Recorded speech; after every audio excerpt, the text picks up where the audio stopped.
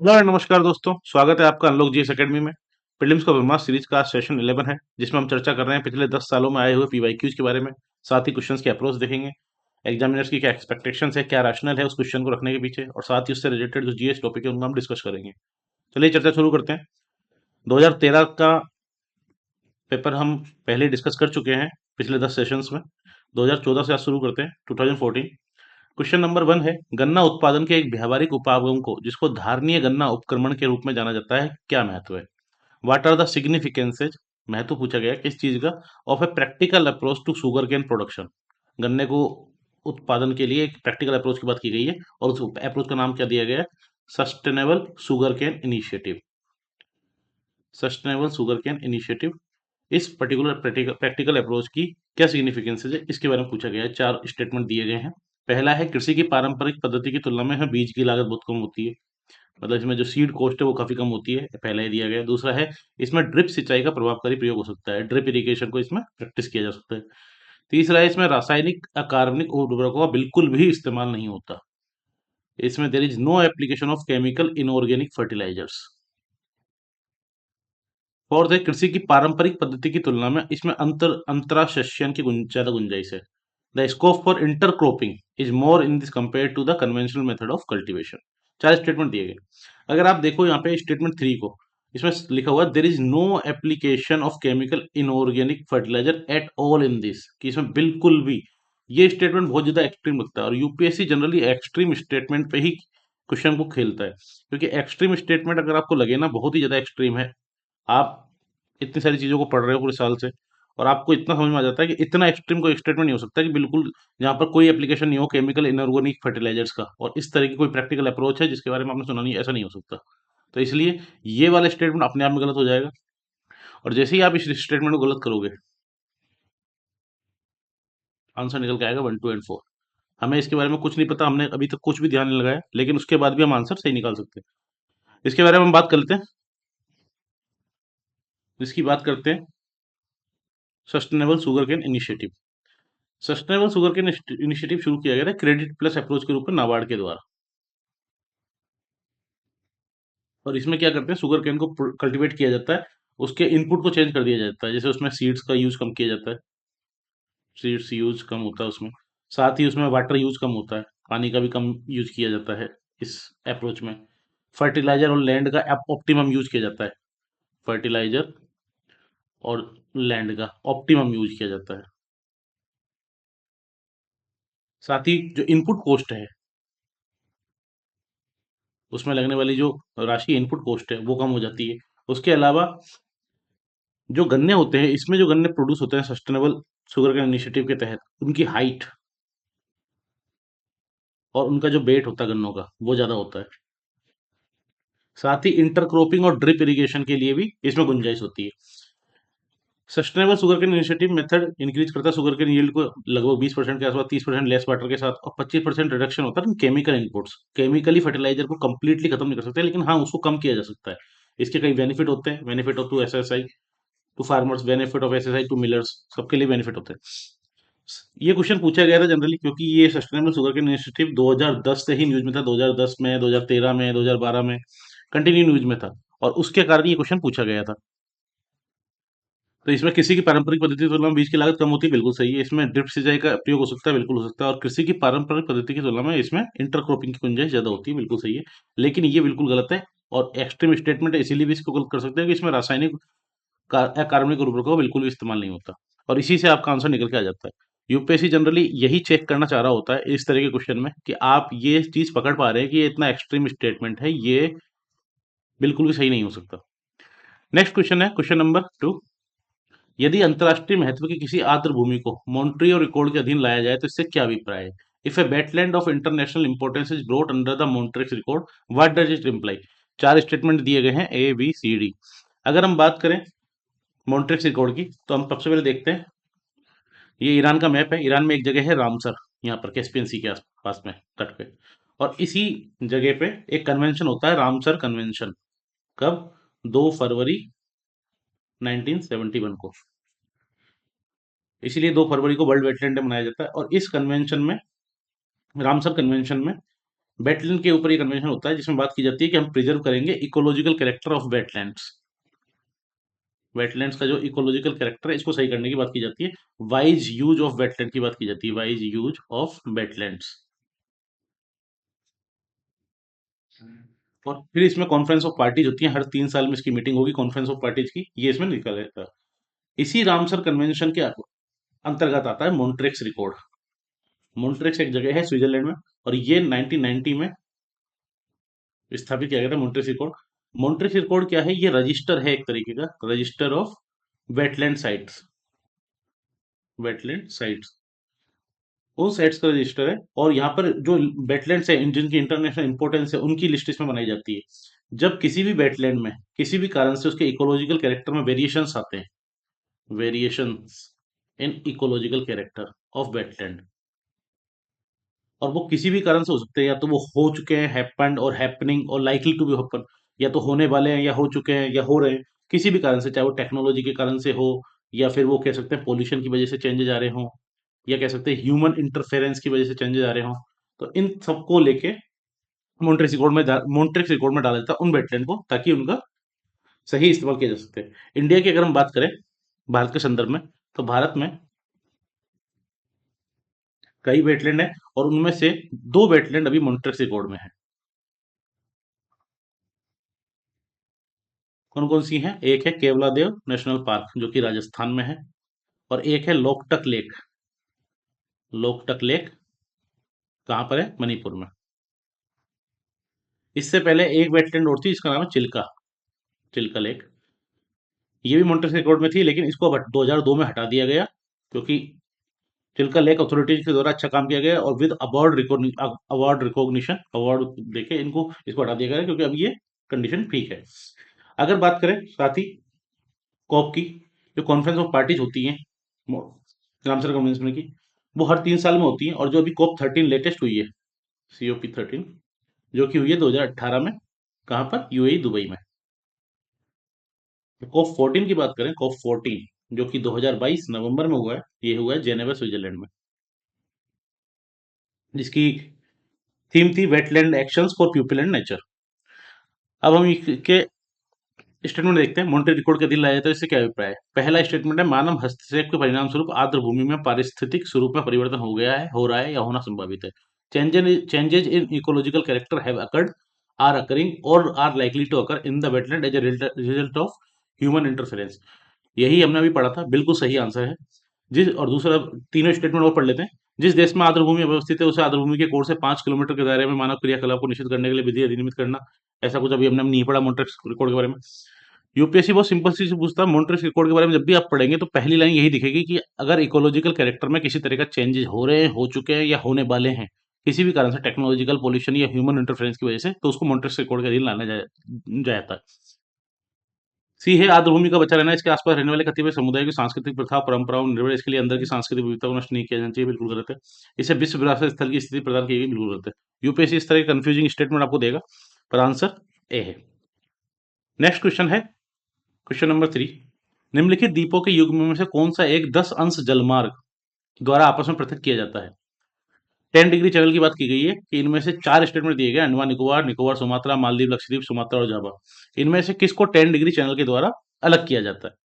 ये मैपिंग का क्वेश्चन है, और इस तरह के क्वेश्चन गलत करने की गुंजाइश नहीं होनी चाहिए, इस तरह के क्वेश्चन गलत नहीं किए जाने चाहिए। ये बहुत सिंपल क्वेश्चन है जिनके आंसर आपको आने चाहिए। अगर आप जनरली देखें, एशिया का मैप देखें, तो ये 0 डिग्री इक्वेटर है, 0 डिग्री इक्वेटर गुजर रहा है इधर मालदीव के नीचे से इंडोनेशिया के ऊपर होते हुए, और ये 10 डिग्री 10 डिग्री लाइन है जो कि यहाँ से गुजर रही है। शुरू से शुरू करते हैं। 6 डिग्री जो लाइन है, 6 डिग्री, 6 डिग्री जो चैनल है, वो किसको अलग करता है? वो अलग करता है निकोबार और सुमात्रा को। ये सुमात्रा इंडोनेशिया में, और यहीं पे है ये रहा निकोबार, अंडमान निकोबार का निकोबार। इन दोनों को अलग करता है 6 डिग्री चैनल यहाँ से। उसके बाद है 8 डिग्री चैनल। 8 डिग्री चैनल किसको अलग करता है? 8 डिग्री चैनल अलग करता है इधर मिनिकोय लक्षद्वीप को और मालदीव को। तो ये मालदीव और ये मिनिकोय लक्षद्वीप का यहाँ पर इसके बीच में निकलता है 8 डिग्री चैनल, तो लक्षद्वीप और मालदीव के बीच में। उसके बाद आता है 9 डिग्री चैनल। 9 डिग्री चैनल अलग करता है मिनिकोय लक्षद्वीप को, किससे? बाकी के लक्षद्वीप से। उसके बाद आता है 10 डिग्री चैनल। 10 डिग्री चैनल यहाँ पर आगा, ये वाला 10 डिग्री चैनल। और ये 10 डिग्री चैनल अलग करता है किस चीज को, अंडमान को निकोबार से। उसके बाद आता है 11 डिग्री चैनल, और 11 डिग्री चैनल अलग करता है लद्दाख, वो सॉरी लक्षद्वीप को। इसमें देख सकते हैं हम दूसरे में, जैसे ये रहा 10 डिग्री चैनल, जो कि अलग करता है अंडमान को। ये पूरा अंडमान है, north Andaman, middle Andaman, south Andaman, little Andaman, और ये निकोबार द्वीप समूह। तो 10 डिग्री चैनल जो है वो अलग करता है निकोबार को अंडमान से, 10 डिग्री। और इधर बात करें 11 डिग्री चैनल की, तो 11 डिग्री चैनल ये रहा, 9 डिग्री चैनल ये रहा, 9 डिग्री चैनल हमने देखा था अभी। 9 डिग्री चैनल किसको अलग करता है, मिनिकोय लक्षद्वीप को बाकी लक्षद्वीप से। 11 डिग्री चैनल अलग करता है लक्षद्वीप को अमिनिकोय, ये अमिनी द्वीप आइलैंड वगैरह से, इनको अलग करता है। यहाँ 11 डिग्री चैनल यहाँ पर हो गया। एक है Duncan channel, Duncan passage, Duncan channel. ये डंकन पैसेज क्या है, ये लिटिल अंडमान को बाकी के अंडमान से अलग करता है। साउथ अंडमान, लिटिल अंडमान इसको कह सकते हैं, ये साउथ अंडमान लिटिल अंडमान को अलग करता है। और एक है कोको चैनल, ये कोको चैनल। कोको चैनल है अंडमान और कोको आइलैंड के बीच में। कोको आइलैंड किसका है, म्यांमार का। और इसी तरह से अगर हम देखें तो सुंडा और जावा के बीच, जावा के बीच में है सुंडा स्ट्रेट यहाँ पर। अब हम क्वेश्चन देखते हैं, सुमात्रा और जावा, सुमात्रा जावा के बीच में क्या है, सुंडा स्ट्रेट, तो ये गलत हो गया। मालदीव लक्षद्वीप, मालदीव लक्षद्वीप के बीच में अभी हमने देखा है क्या है, 8 डिग्री चैनल। निकोबार और सुमात्रा के बीच में क्या है, ऐसा कुछ नहीं है, सॉरी निकोबार और सुमात्रा के बीच में 6 डिग्री चैनल। और अंडमान निकोबार के बीच में है 10 डिग्री चैनल। इसका जो सही आंसर है वो है ए, 10 डिग्री चैनल, जो कि अंडमान निकोबार को अलग करता है। नेक्स्ट क्वेश्चन है क्वेश्चन नंबर 4। इसमें कुछ प्रोग्राम प्रोजेक्ट के नाम दिए गए और मिनिस्ट्री के नाम दिए गए, और इसमें पूछा गया कौन से पेयर सही है। अब इसमें चार तीन स्टेटमेंट दिए गए। एक है ड्रॉट प्रोन एरिया प्रोग्राम, सूखा प्रवण क्षेत्र कार्यक्रम, इसके आगे है कृषि मंत्रालय का प्रोग्राम है। ये डिजिट डेवलपमेंट प्रोग्राम, मरुस्थल विकास कार्यक्रम, ये पर्यावरण एवं वन मंत्रालय का प्रोग्राम है।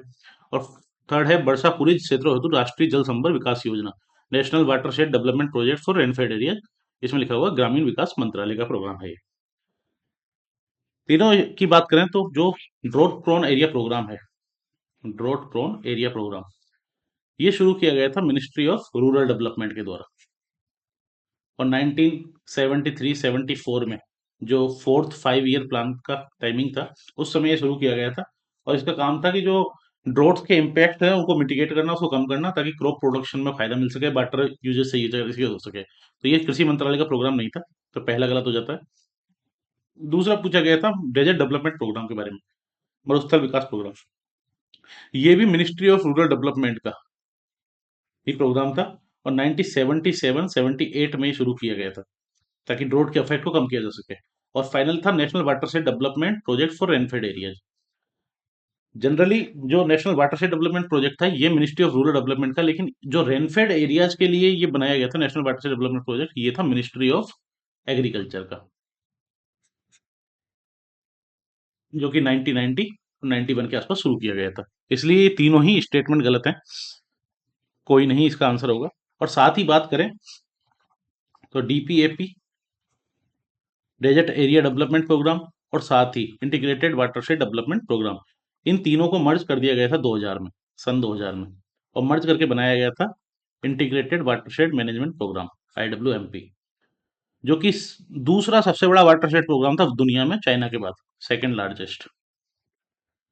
और फिर 2015 में जब नई सरकार आती है 2013-14 में, तो IWMP integrated watershed management programme, on farm watershed management, accelerated irrigation benefit programme, इन तीनों को मर्ज करके बनाया जाता है प्रधानमंत्री किसान सिंचाई योजना। इसका जो सही आंसर है कोई नहीं। इस तरह के क्वेश्चन आपके सामने आएंगे, और ये अगर आपने नहीं पढ़ा है तो इस तरह के क्वेश्चन को आप स्किप भी कर सकते हैं, छोड़ भी सकते हैं, क्योंकि इसमें कोई इस तरह की अंडरस्टैंडिंग नहीं है। ये सिंपल सा फैक्चुअल क्वेश्चन पूछा गया है, लेकिन अगर आप समझ सकते हैं इस क्वेश्चन को तो बिल्कुल, क्योंकि ड्रॉट प्रोन एरिया प्रोग्राम है वो मिनिस्ट्री रूरल डेवलपमेंट का है, डिजिटल डेवलपमेंट प्रोग्राम है मिनिस्ट्री रूरल डेवलपमेंट का है, और नेशनल वाटरशेड डेवलपमेंट प्रोजेक्ट और रेनफेड एरिया है ये है मिनिस्ट्री ऑफ एग्रीकल्चर का। नेक्स्ट क्वेश्चन है question number 5। Bombay natural history society के संदर्भ में निम्नलिखित कथनों पर विचार कीजिए। बॉम्बे नेचुरल हिस्ट्री सोसाइटी के संदर्भ में 3 कथन दिए गए हैं। इसमें पूछा गया पहला, यह पर्यावरण वन मंत्रालय के अधीन एक स्वायत्त संगठन है। यह क्रिया आधारित अनुसंधान, शिक्षा एवं लोक जागरूकता के माध्यम से प्रकृति को बचाने का प्रयास करता है। यह आम जनता के लिए प्रकृति खोज यात्राओं एवं शिविरों का आयोजन संचालन करता है। आपने बॉम्बे नेचुरल हिस्ट्री सोसाइटी के बारे में जनरली ये पता होगा आपको कि ये ऑटोनोमस ऑर्गेनाइजेशन है, लेकिन किसी मिनिस्ट्री के अंदर नहीं है, ये इंडिपेंडेंट ऑर्गेनाइजेशन और एक एनजीओ की तरह काम करता है। तो पहला स्टेटमेंट यहीं से गलत हो जाता है, और यूपीएससी यही जानना चाह रहा है आपसे कि आपको ये सिंपल सी information Bombay natural history society के बारे में पता है या नहीं है। और जैसे ही आप इसको गलत करेंगे तो आपके सामने दो ऑप्शन निकल के आएंगे, केवल दो और तीन, तो इसका मतलब दो तो बिल्कुल ठीक है। तीसरा है, ये आम जनता के लिए प्रकृति खोज यात्रा में शिविरों का आयोजन और संचालन करता है। ये भी सही स्टेटमेंट है बिल्कुल, इसका जो आंसर है वो है सी, 2 and 3। Bombay natural history society की अगर हम बात करें, ये बॉम्बे नेचुरल हिस्ट्री सोसाइटी ये बनी थी 1883 में, और one of the largest NGO है जो कंजर्वेशन बायोडायवर्सिटी रिसर्च के बारे में बात करता है। इनका जो हेडक्वार्टर है वो है हॉर्नविल हाउस, हॉर्नविल हाउस, कहाँ पर, मुंबई महाराष्ट्र में। और इसका इनका जो लोगो है, इसमें जो हॉर्नबिल है, हॉर्नबिल की अगर हम बात करें तो हॉर्नबिल आईयूसीएन की लिस्ट में वल्नरेबल कैटेगरी में आता है। फ्रूगो फ्रूगीवोरस बोलते हैं इसको, फ्रूगीवोरस। फ्रूगीवोरस वो पक्षी होते हैं जो मेनली फ्रूट्स पर डिपेंडेंट होते हैं, और ये ऑफिशियल स्टेट बर्ड है केरला का, केरला का स्टेट बर्ड है हॉर्नबिल। और जो जिस हॉर्नबिल की इसमें फोटो डाली जाती है इनके लोगो में, इस हॉर्नबिल का नाम है बिलियम, जो कि इनके प्रेमाइसेज पे उस समय, जो कि हेडक्वार्टर है हॉर्नबिल हाउस, इनके प्रेमाइसेज पे उस समय रहता था। इसका नाम है बिलियम। तो बॉम्बे नेचुरल हिस्ट्री सोसाइटी के बारे में, और ये जनरली न्यूज में रहता है कहीं ना कहीं किसी न रूप से। काउंट द स्पिरोज Bombay natural history Society conduct nature camps के बारे में एक स्टेटमेंट पूछ लिया गया था। Bombay natural history Society organise nature camps, और ये नेचर कैंप्स का क्वेश्चन पूछ रहे हैं। It is organise and conducts nature trails and camps for the general public, ये क्वेश्चन ऑप्शन डाली दिए गए थे इसमें। इसका सही आंसर है वो है सी, 2 एंड 3। चलिए नेक्स्ट क्वेश्चन देखते हैं। नेक्स्ट क्वेश्चन है क्वेश्चन नंबर 6। भूमंडलीय पर्यावरण सुविधा के संदर्भ में निम्नलिखित में से कौन से कथन सही हैं? With reference to Global Environment Facility, Global Environment Facility के बारे में पूछा गया है, इनमें से कौन से स्टेटमेंट सही है? 4 स्टेटमेंट दिए गए हैं। पहला है, ये जैव विविधता पर अभिसमय एवं जलवायु परिवर्तन पर संयुक्त राष्ट्र ढांचा अभिसमय के लिए वित्तीय क्रियाविधि के रूप में काम करता है। It serve as financial mechanism for Convention on Biological Diversity and United Nation Framework Convention on Climate Change. Okay, ये बिल्कुल सही स्टेटमेंट है। दूसरा है, ये भूमंडलीय स्तर पर पर्यावरण के मुद्दों पर वैज्ञानिक अनुसंधान करता है। वैज्ञानिक अनुसंधान करने का कार्य ग्लोबल एनवायरनमेंट फैसिलिटी का नहीं है। हाँ, ये फाइनेंस उपलब्ध कराने का काम कर सकता है इस चीज के लिए। यह ओईसीडी का दिन एक अभिकरण है, बिल्कुल गलत है। इसका जो सही आंसर है वो है केवल ए। ग्लोबल एनवायरनमेंट फैसिलिटी की अगर हम बात करें, जीईएफ की, ग्लोबल इन्वायरमेंट फैसिलिटी, तो ग्लोबल इन्वायरमेंट फैसिलिटी ये इंडिपेंडेंट, जो इंडिपेंडेंट है, और ये फाइनेंशियल मैकेनिज्म है जो कि मेनली ग्रांट प्रोवाइड कराने का काम करता है, ग्रांट प्रोवाइड कराते हैं। 1992 में जो रियो अर्थ समिट हुआ था, रियो अर्थ समिट, उसके तहत ही ग्लोबल एनवायरनमेंट फैसिलिटी सामने आता है। और ग्लोबल एनवायरनमेंट फैसिलिटी का जो हेडक्वार्टर है, वो बेस्ड है, वो है वॉशिंगटन डीसी में, वॉशिंगटन। ये मेनली एक प्राइवेट इक्विटी फंड है, प्राइवेट इक्विटी फंड है। और इनका जो फोकस होता है वो फोकस किस चीज पे होता है, तो कि लोग जो लॉन्ग टर्म फाइनेंशियल रूट्स हैं उसमें इन्वेस्ट करना, ताकि क्लीन एनर्जी के तहत क्लाइमेट चेंज को सही किया जा सके। तो इनका मेनली जो फोकस होता है वो इन्वेस्ट करना किसमें, जो long term financial, long term financial routes, जिसमें इन्वेस्ट किया जा सके ताकि क्लीन एनर्जी की बात की जा सके, क्लीन एनर्जी। और ये डायरेक्टली साइंटिफिक रिसर्च का काम नहीं करते, और किसके अंतर्गत आते हैं, ओईसीडी के नहीं, वर्ल्ड बैंक के। साथ ही बात करें तो इनको मैनेज कौन करता है, ज्वाइंटली मैनेज किया जाता है इनको यूएनडीपी, वर्ल्ड बैंक और यूएनईपी के द्वारा। और ये फाइनेंशियल मैकेनिज्म का काम करते हैं, फाइनेंशियल मैकेनिज्म का काम करते हैं किस किस के लिए? पहला स्टेटमेंट तो हमने देखा ही था, सीवीडी, यूएनएफसीसीसी, उसके बाद यूएनसीसीडी, स्टॉकहोम कन्वेंशन जो कि है पीओपीज के लिए, उसके अलावा मीना माता कन्वेंशन जो कि मरकरी के लिए है। इन सब के लिए ये फाइनेंशियल मैकेनिज्म का काम करते हैं। तो ये it serve as financial mechanism for Convention on Biological Diversity, United Nation Framework Convention on Climate Change, UNCCD, Stockholm Convention on POPs, Minamata Convention mercury, इन सब के लिए। तो इन पांचों का आपको याद रखना है कि जीईएफ की ग्लोबल एनवायरनमेंट फैसिलिटी किस किस के लिए फाइनेंशियल मैकेनिज्म का काम करता है।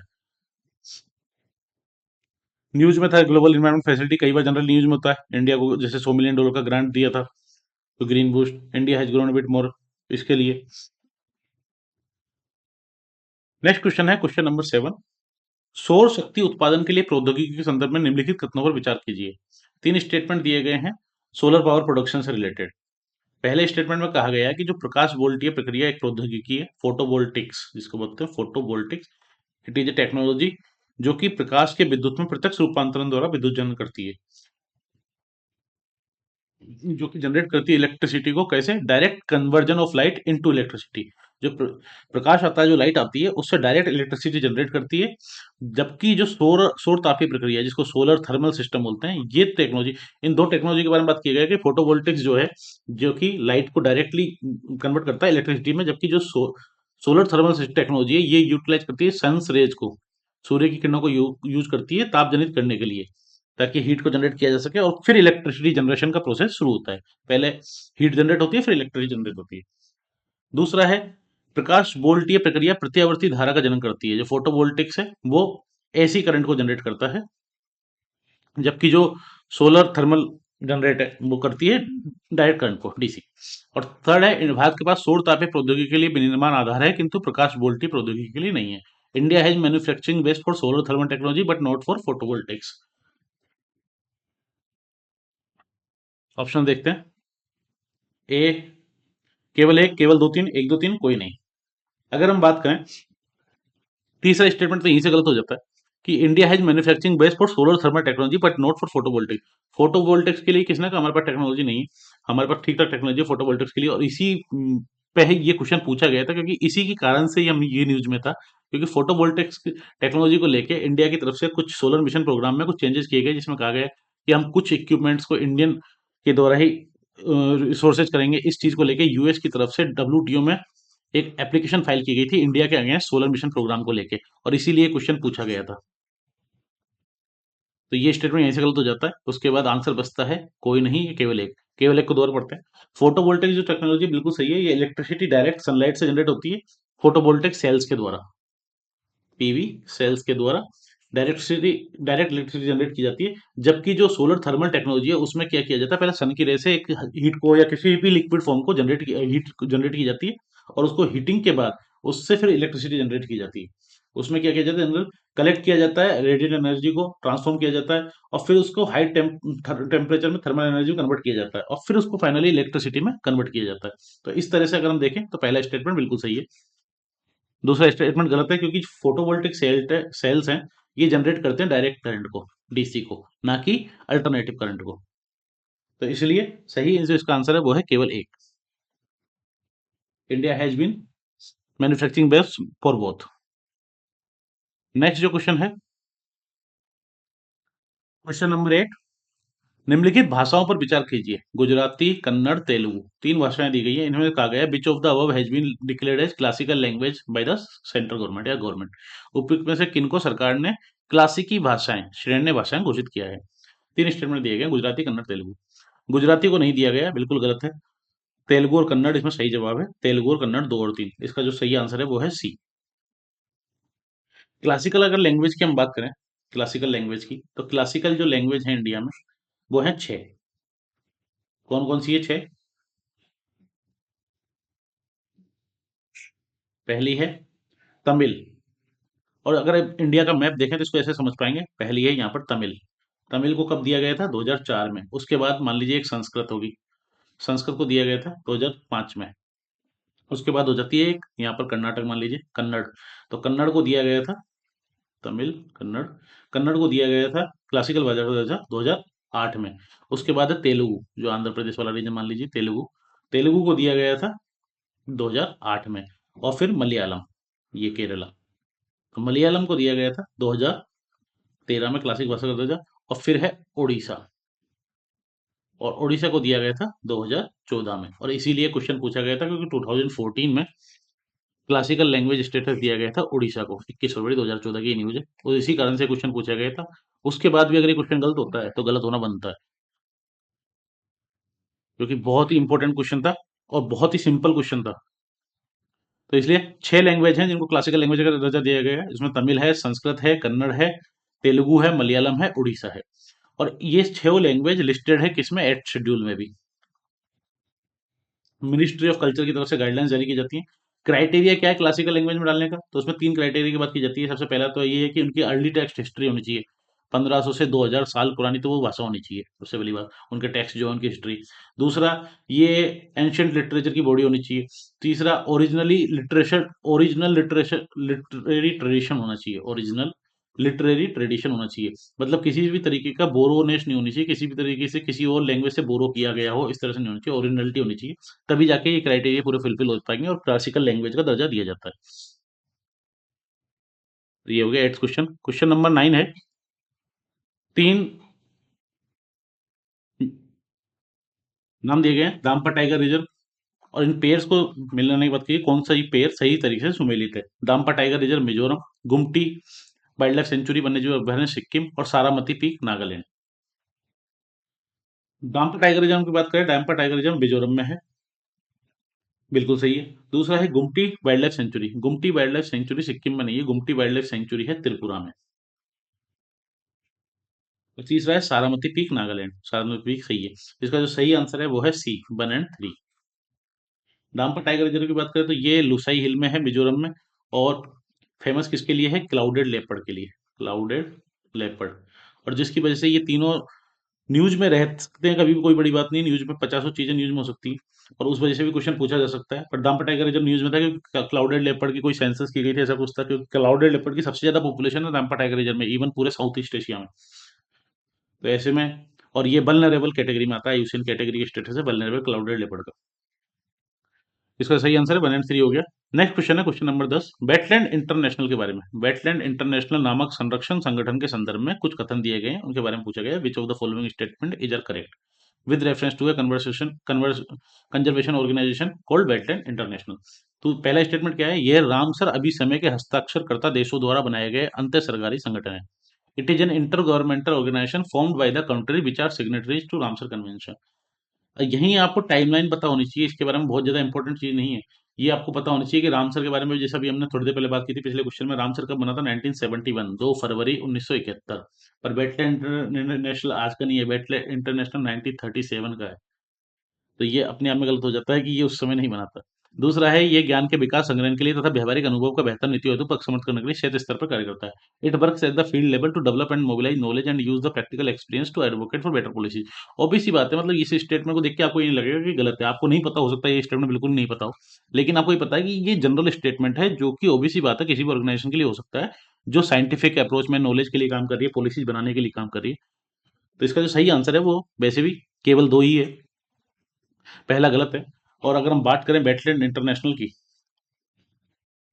वेटलैंड इंटरनेशनल, तो वेटलैंड इंटरनेशनल की स्थापना हुई थी 1937 में, और ये 37 में स्थापना हुई थी। इसका नाम था इंटरनेशनल वाइल्ड फॉल इंक्वायरी, जो कि मेनली काम करता था वाटर बर्ड्स के लिए, वाटर बर्ड्स प्रोटेक्शन के लिए। उसके बाद 1954 में इसका नाम रख दिया गया international waterfall and wetland research bureau,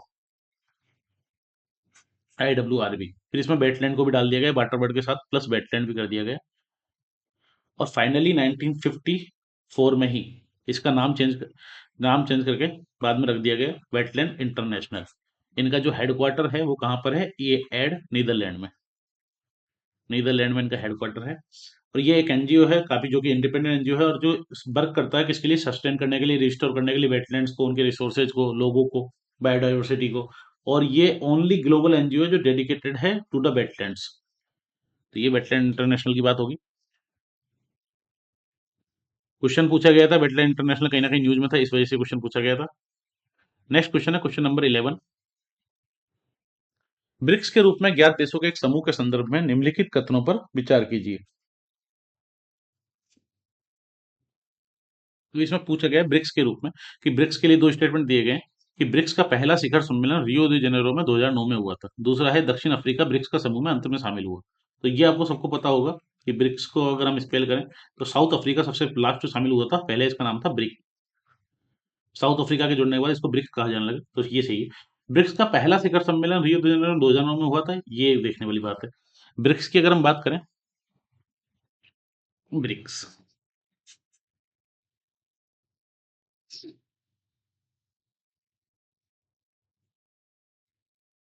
तो ब्रिक्स का जो पहला समिट हुआ था वो हुआ था 2009 में रशिया में। तो ऑप्शन वन भी गलत है और इसका सही आंसर है केवल दो। ब्रिक्स 2001 में ब्रिक्स की टर्म दी गई थी और ये टर्म दी गई थी जिम ओ नील के द्वारा। जिम ओ नील जो कि गोल्डमैन सैक्स कंपनी में काम करते थे, उनके द्वारा ये 2001 में ब्रिक टर्म दी गई थी, जिसमें उन्होंने कहा गया था कि चार इमर्जिंग कंट्रीज हैं, इमर्जिंग इमर्जिंग पावर्स हैं, जिनके बारे में कहा गया था कि 2050 तक दुनिया पे इन पावर का काफी इफेक्ट होगा। और इनमें कौन कौन सी थी? एक ब्राजील, रशिया, इंडिया और चाइना। ब्रिक नाम दिया गया। और इन ब्रिक के फाइनेंस फॉरेन मिनिस्टर्स की पहली मीटिंग होती है 2006 में। और उसके बाद इनकी पहली जो फॉर्मल समिट होता है वो पहला फॉर्मल समिट होता है 2009 में। कहां पर? रशिया में। साउथ अफ्रीका 2010 में इस ग्रुप से जुड़ता है और उसके बाद इसका नाम रख दिया जाता है ब्रिक्स। पहले इसका नाम था ब्रिक ओनली। और अगर लेटेस्ट बात करें तो लेटेस्ट अभी 14 समिट हुआ है ब्रिक्स का, जो कि 2022 में हुआ है। कहां पर हुआ है? चाइना में। और इसके समिट इसी तरह चलते हैं। अब चाइना में हुआ है तो जो 15 समिट होने वाला है वो होने वाला है कहां पर? साउथ अफ्रीका में। ब्रिक्स की बात करें तो ब्रिक्स का जो फोरम है इंडिपेंडेंट इंटरनेशनल ऑर्गेनाइजेशन होता है। और साथ ही बात करें 2012 में जो फोर्थ समिट हुआ था ब्रिक्स का, 2012 में फोर्थ समिट हुआ था ब्रिक्स का। और ये हुआ था कहां पर? इंडिया में, दिल्ली में। और यहाँ पर एक चीज प्रपोज की गई थी इंडिया के द्वारा, वो था next new development bank, NDB. और यही एनडीबी न्यू डेवलपमेंट बैंक पर ही काफी ज्यादा डिस्कशन हो रहा था। 2013 में इंडिया के बाद जो फिफ्थ समिट हुआ था वो हुआ था साउथ अफ्रीका, डरबन में। और इसी में जो 2013 का जो समिट था इसमें एग्री किया गया कि ग्लोबल फाइनेंशियल इन्वेस्टमेंट के इंस्ट्रूमेंट के रूप में हम इसको, एनडीबी को बनाएंगे। और 2014 में ही, 2014 में $100 बिलियन का एक न्यू डेवलपमेंट बैंक बनाने की बात कंप्लीट की गई। इसी वजह से काफी ज्यादा न्यूज में था 2012 से लेकर 2014 तक, जिसका हेडक्वार्टर संघाई में रखा गया, चाइना में। और ये न्यूज में कारण इसलिए था क्योंकि न्यू डेवलपमेंट बैंक जब डिस्कशन चल रहा था तो चाइना की तरफ से इसमें ज्यादा शेयर की बात की गई थी कि चाइना चाइना ज्यादा कंट्रीब्यूट करके ज्यादा शेयर रखना चाहता है, हेडक्वार्टर इसमें संघाई में रखना चाहता है। इस चीज को लेकर काफी न्यूज में था। और 2014 में ही जो सिक्स समिट हुआ था ब्राजील में, उसमें फोर्टालाजा डिक्लेरेशन साइन किया गया। और उसमें ब्रिक्स डेवलपमेंट बैंक, जो कि न्यू डेवलपमेंट बैंक है, इसकी स्थापना की बात की गई, फोर्टालाजा डिक्लेरेशन। इसी वजह से ही न्यूज में था। Brick by brick, victory for Modi, India as BRICS summit clear setting up for new development bank. तो इसलिए काफी ज्यादा न्यूज में था, इसी वजह से ये क्वेश्चन पूछा गया था। इसका जो सही आंसर है वो है केवल दो। दक्षिण अफ्रीका सबसे लास्ट में शामिल हुआ था और पहला जो इसका समिट समिट हुआ था 2009 में वो रशिया में हुआ था।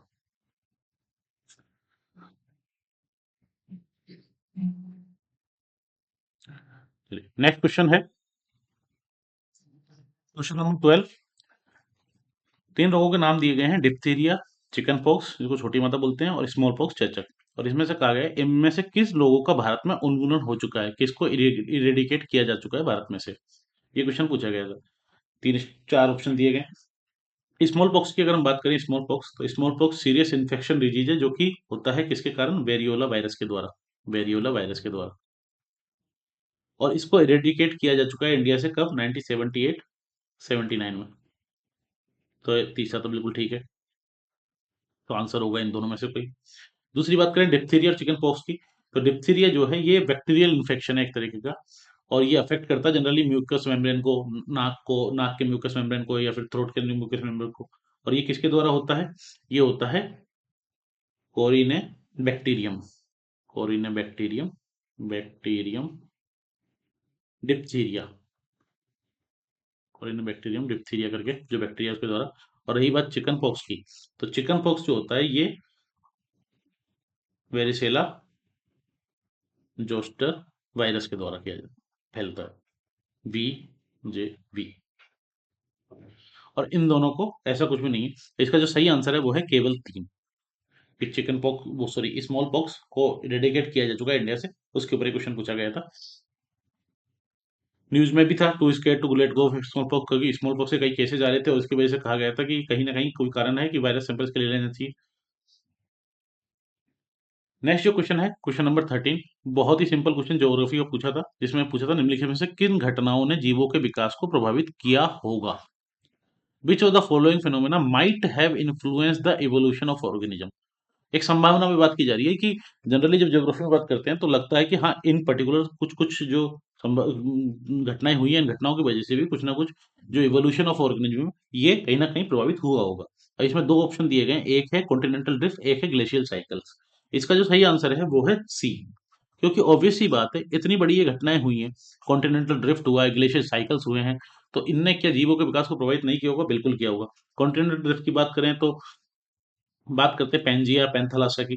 पैंथालासा कहा जाता था ग्रेट ओशियन को, और जो लैंड मास था उसको पेंजिया कहा जाता था। बाद में पेंजिया भी दो हिस्सों में टूट जाता है, जो कि लोरेंशिया और गोंडवाना लैंड के रूप में।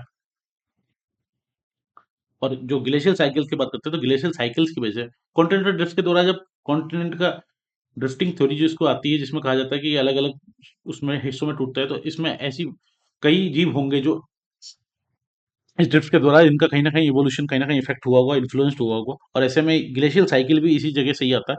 तो अगर जब बात की जाती है इस तरह से, तो आंसर निकल के आएगा सी, दोनों। नेक्स्ट क्वेश्चन है क्वेश्चन नंबर 14, गंगा नदी डॉल्फिन की समष्टि में ह्रास के लिए शिकार चोरी के अलावा क्या संभव कारण है? अदर देन पोचिंग, एक तो है शिकार, उसके अलावा what are the possible reason for the decline in the population of Ganges river dolphin, कि इनके जो गंगा गंगा रिवर डॉल्फिन है, इसके पॉपुलेशन जो कम हो रही है, इसमें एक कारण तो है कि उसका शिकार किया जाता है कई कारणों की वजह से। उसके अलावा क्या कारण है? तो इसमें चार ऑप्शन दिए गए। पहला है नदियों पर बांधों और बराजों का निर्माण। ऑब्वियस सी बात है, इसकी वजह से एक कहीं ना इफेक्ट पड़ता होगा। दूसरा, नदियों में मगरमच्छों की समष्टि में वृद्धि। नदियों में मगरमच्छों की वजह से, अगर मगरमच्छ जिसमें कहते हैं क्रोकोडाइल्स की पॉपुलेशन अगर बढ़ जाएगी रिवर्स में, तो उसकी वजह से डॉल्फिन को कोई खास असर नहीं पड़ता। दूसरा बिल्कुल गलत है। और आप दूसरे को गलत करोगे ना तो भी आंसर आ जाएगा। यही यूपीएससी जानना चाह रहा है। इस तरह के एलिमिनेशन क्वेश्चन में जो बहुत बड़े क्वेश्चन दिखते हैं ना, यूपीएससी एक पजल के रूप में बनाता है। और वो एक बहुत सिंपल सी चीज आपसे पूछना चाह रहा है कि क्या आपको ये आता नहीं आता। क्रोकोडाइल की पॉपुलेशन बढ़ने से डॉल्फिन पे कोई फर्क नहीं पड़ेगा। तीसरा है संयोग से मछली पकड़ने के जालों में जो बड़े बड़े ट्रोलर्स आते हैं, जो फिशिंग नेट्स होते हैं, उनमें वो एक्सीडेंटली गलती से, मतलब वो मारना नहीं चाह रहे डॉल्फिन को, लेकिन वो मछली पकड़ने के लिए जो नेट्स लगाए जाते हैं उनमें ये गलती से ट्रैप हो जाती है, और इस वजह से भी इनकी जान चली जाती है, और इस वजह से इनकी पॉपुलेशन कम हो रही है। ये एक सही आंसर है, सही ऑप्शन है। फोर्थ है कि सिंथेटिक फर्टिलाइजर का यूज किया जाता है agriculture chemical and other agriculture chemicals कहाँ पर? क्रॉप फील्ड्स में। और ये क्रॉप फील्ड्स कहाँ पे होते हैं? नदी के पास में। तो उसकी वजह से वो स्पिल ऑफ होके और ये पानी ये पहुंच जाते हैं नदियों में, और इसकी वजह से डॉल्फिन के हेल्थ पे इफेक्ट पड़ता है, और उस वजह से भी उनकी मौत होती है, जो कि उनकी पॉपुलेशन डिक्लाइनिंग का एक कारण है। इसका जो सही आंसर है वो है 1, 3 एंड 4।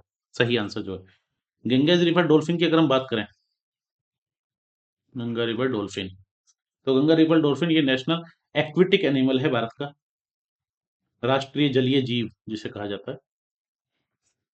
इसका दूसरा नाम है सुसु, या सूसी भी कहा जाता है इसे। और आयुशियन की कैटेगरी में इसको एंडेंजर कैटेगरी में रखा गया है। 2014 में इसकी सेंसस हुई थी, इसी वजह से ये न्यूज में था। नेशनल डॉल्फिन डे मनाया जाता है, नेशनल डॉल्फिन डे मनाया जाता है हर साल 14 अप्रैल को। और साथ ही जो गुवाहाटी सिटी है असम की, गुवाहाटी सिटी, उसका ये ऑफिशियल एनिमल भी माना जाता है, ऑफिशियल एनिमल।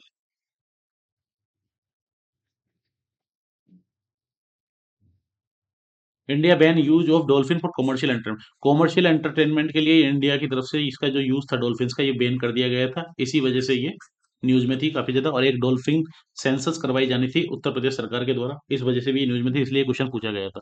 और इसमें सिंपल सी चीज पूछी गई थी, अगर आपको ये पता है कि इसकी वजह से तो कोई खास फर्क नहीं पड़ता, क्रोकोडाइल की पॉपुलेशन बढ़ने से डॉल्फिन की पॉपुलेशन कम होने का कोई कारण नहीं है, जैसे ही आप इसको गलत करोगे आंसर निकल के आ जाएगा 1, 3 एंड 4। नेक्स्ट क्वेश्चन है question number 15, red Cliff committee के बारे में। रेड क्लिफ कमेटी किसके लिए नियुक्त की गई थी? Red Cliff committee. अब चार ऑप्शंस दिए गए हैं, ये हम सबको पता है, रेड क्लिफ लाइन के बारे में हमने सबने सुना है। तो रेड क्लिफ कमेटी का जो सही आंसर है वो है सी, भारत और पाकिस्तान के बीच सीमाओं को निर्धारित करने के लिए, इसीलिए रेड क्लिफ कमेटी चुनी गई थी। रेड क्लिफ कमेटी की अगर हम बात करें, रेड क्लिफ कमेटी, तो रेड क्लिफ कमेटी बनाई गई थी Cyril red Cliff,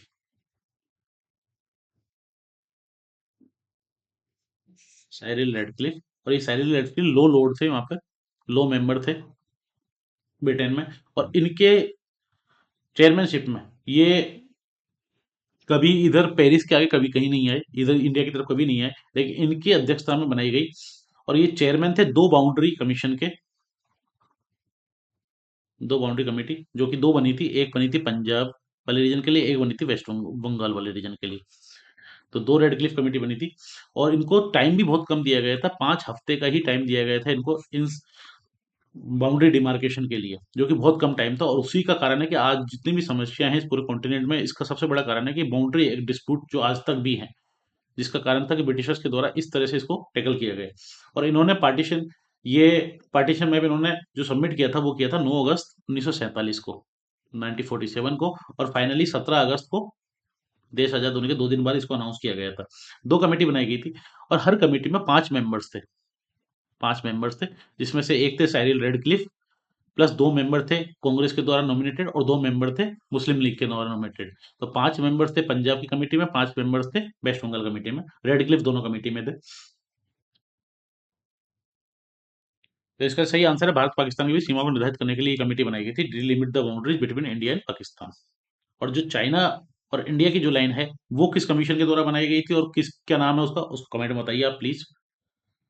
next question है क्वेश्चन नंबर 16। कई घरेलू उत्पादों जैसे गद्दों और फर्नीचर की गद्दियों अपहोल्स्टरी में ब्रोमीन युक्त ज्वाला मंदकों का उपयोग किया जाता है। Brominated flame retardants are used in many household products like mattresses, upholstery.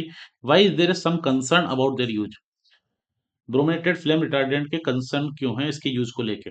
तो दो स्टेटमेंट्स में दिए गए हैं कि उनमें पर्यावरण में निम्नीकरण के प्रति उच्च प्रतिरोधकता है, they are highly resistant to degradation in the environment, और सेकंड है they are able to accumulate in humans and animals, मनुष्य और पशु में संचित हो सकते हैं। इसका जो सही आंसर है वो है सी, दोनों ही बिल्कुल सही है। क्योंकि अगर हम बात करें ब्रोमिनेटेड फ्लेम रिटार्डेंट की, तो ये ऑर्गेनो ब्रोमीन कंपाउंड होते हैं मेनली, जो कि एप्लीकेशन होता है इनका प्लास्टिक, टेक्सटाइल में, इलेक्ट्रॉनिक्स, क्लोथ्स, फर्नीचर वगैरह में ये यूज किए जाते हैं। और ये इजीली डिग्रेड नहीं होते एनवायरनमेंट में, ये सही बात है, ये इजीली रेजिस्टेंट होते हैं डिग्रेडेशन के लिए, एनवायरनमेंट में डिग्रेड नहीं होते। और सबसे जो इम्पोर्टेंट बात है वो ये एडवर्स इफेक्ट करते हैं ह्यूमंस और वाइल्ड लाइफ के ऊपर, और ये एक्यूमुलेट हो जाते हैं ह्यूमंस और एनिमल्स में, जो कि डिजीज का कारण भी बनाते हैं। तो इसका सही आंसर है वो है सी, दोनों। ये क्वेश्चन पूछा गया था क्योंकि काफी न्यूज में थे, top company float e waste rules से स्टडी, 26 जून 2014। उसके बाद metals and non degradable metals such as gold and plutonium, platinum, aluminium, cadmium, mercury, lead and brominated flame retardants are retrieve. तो कई जगह न्यूज में थे, इस चक्कर में क्वेश्चन पूछा गया था। तो करंट को ढंग से पढ़िए और चीजों को कनेक्ट करने की कोशिश कीजिए। निम्नलिखित पर विचार कीजिए, क्वेश्चन नंबर 17। चमगादड़, भालू, कृंतक rodent, bats, bears and rodents, the phenomena of hibernation can be observed in which of the above kinds of animals. ये हाइबरनेशन, ये क्वेश्चन जब आया था काफी लोग कंफ्यूज हुए थे, क्योंकि बियर्स के बारे में सबको पता है, भालू हाइबरनेशन में जाते हैं, पर बैट्स और रोडेंट्स को लेकर एक कंफ्यूजन था कि ये जाते ही नहीं। और रोडेंट्स की बात करें तो रोडेंट्स में बहुत सारे जीव आते हैं, तो इसलिए ये क्वेश्चन कई लोग गलत करके आए थे। इसका जो सही आंसर है वो है सी, 1, 2 एंड 3, ये तीनों ही जानवर हाइबरनेशन में जाते हैं। हाइबरनेशन की अगर हम बात करें, हाइबरनेशन, शीत निष्क्रियता, शीत निष्क्रियता क्या होता है कि कुछ जीव क्या होते हैं, वो सर्दियों के समय, विंटर के समय एक इनएक्टिविटी में चले जाते हैं, मतलब बिल्कुल कोई एक्टिविटी नहीं करते, जिसमें एक हो गए भालू जो बियर्स होते हैं। और ये जो इनएक्टिविटी स्टेट होती है, इस उसका कारण ये होता है ये अपनी मेटाबॉलिक एक्टिविटी को कम कर लेते हैं। ये इनका मैकेनिज्म होता है सर्वाइवल के लिए, मेनली इनको सर्वाइव करना है। इसी वजह से ये हाइबरनेशन में चले जाते हैं उन 2-3 महीनों के लिए, या 15 दिन के लिए, 20 दिन के लिए, 30 दिन के लिए। उस समय के लिए हाइबरनेशन में रहते हैं, बिल्कुल निष्क्रियता की अवस्था में रहते हैं, कुछ नहीं करते। और इसीलिए ये इनका काम करता है ये सर्वाइवल का। जैसे आप पोलर बियर्स की बात करें, तो जो पोलर के आसपास polar north pole south pole के आसपास पोलर बियर मिलते हैं, अगर ये पोलर बियर की बात करते हैं, ये हाइबरनेशन में चले जाते हैं सर्वाइवल के लिए, क्योंकि सर्दियों में उनके लिए सर्वाइव करना ही सबसे इंपॉर्टेंट टास्क है। और इसलिए वो निष्क्रियता, शीत निष्क्रियता जिसको बोला जाता है, हाइबरनेशन, कि उस हाइबरनेशन प्रोसेस में वो कोई एक्टिविटी नहीं करते, मेटाबॉलिक एक्टिविटी उनकी रिड्यूस हो जाती है, और इसी वजह से ये हाइबरनेशन में जाते हैं। तो इसका जो सही आंसर है वो है 1, 2, 3। न्यू लाइट ऑन हाइबरनेशन, कहीं ना कहीं कोई आर्टिकल आया होगा इस चीज को लेकर। क्वेश्चन नंबर 18 है, निम्नलिखित में से कौन सी एक सबसे बड़ी संसदीय समिति है? Which one of the following is the largest committee of the parliament.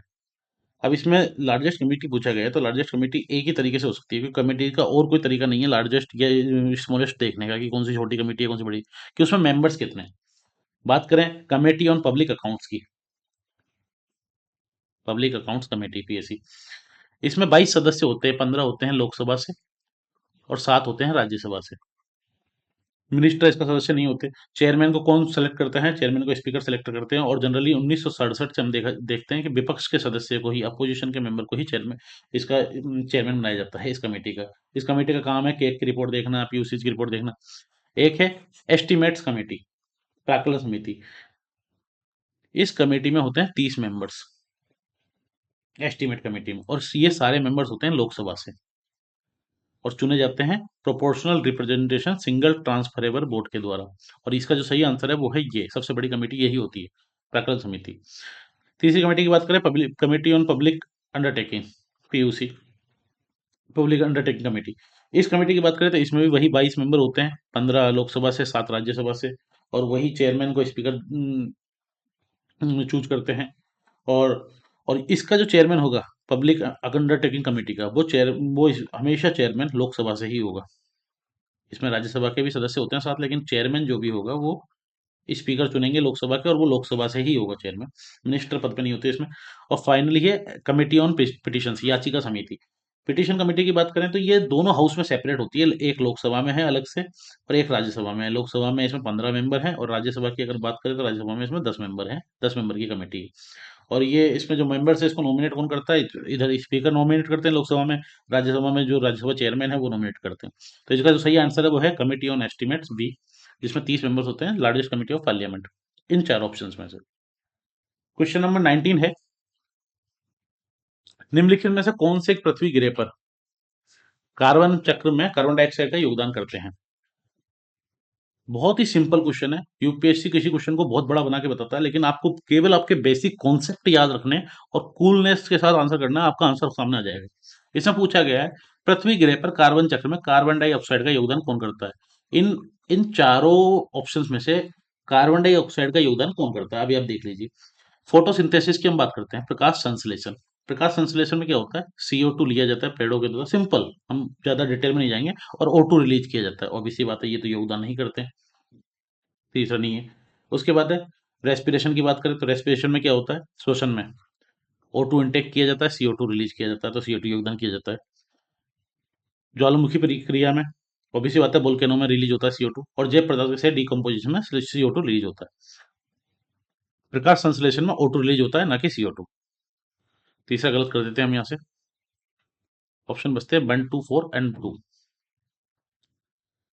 केवल दो भी एक ऑप्शन में रखा गया है। अब ये देखिए, केवल दो ऑप्शन में रखा गया है इसलिए ताकि आपको कंफ्यूज करने के लिए कि आप केवल ये मान के आए, क्योंकि ये सबको पता होता है रेस्पिरेशन में कि हम O2 लेते हैं, CO2 को रिलीज करते हैं, लेकिन इसीलिए केवल दो ऑप्शन में रखा गया, ओनली टू, ताकि अगर आपको कहीं कंफ्यूजन हो वोल्केनिक एक्शन या डिके ऑफ ऑर्गेनिक मैटर में, तो आप ऑप्शन लगा के आए आंसर केवल दो। लेकिन इसका जो सही आंसर है वो है सी 1 2 एंड 4। वोल्केनिक एक्शंस के द्वारा भी CO2 रिलीज होता है। वोल्केनिक एक्शन के द्वारा बहुत सारी गैसेस रिलीज होती हैं, जिसको कहते हैं सल्फर वगैरह, कई सारी गैसेस रिलीज होती हैं, और इसकी वजह से वोल्केनिक एक्शन में CO2 रिलीज होता है। डिके ऑफ ऑर्गेनिक मैटर, जो ऑर्गेनिक मैटर का जैव पदार्थ का क्षय होता है, तो CO2 रिलीज होता है।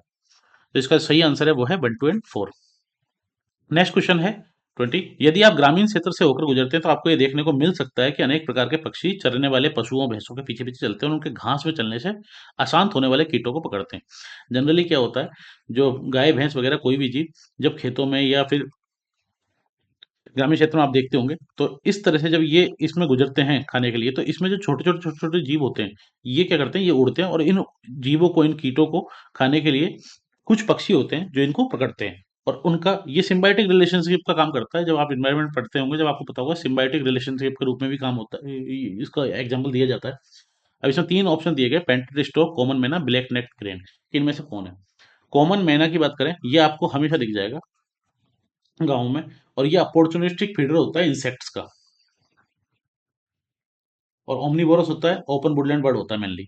पेंटेड स्टोर की बात करें तो पेंटेड जो स्टोर्क होता है, चित्रित ब्लॉक, ये क्या करता है, ये इंसेक्ट्स को नहीं खाता, ये फिश ईटिंग बर्ड है, ये मेनली फिश को खाता है, तो इसलिए ये तो हो गया गलत। इंसेक्ट नहीं खाता। और ब्लैक नेक्ड क्रेन की बात करें तो ये जनरली ग्रामीण क्षेत्रों में, अगर इसमें बात की गई कंट्री साइड की, if you walk through country side, लेकिन ये मिलते हैं ट्रांस हिमालयन रीजन पे, ट्रांस हिमालयन रीजन पे, अरुणाचल प्रदेश, लद्दाख, वेटलैंड में। और ये मेनली वेस्ट ग्रेन को, जो वेस्ट ग्रेन्स होते हैं, इनको खाता है। तो इसलिए इसका जो सही आंसर है वो है केवल दो, केवल दो इसका सही आंसर होगा, केवल दो।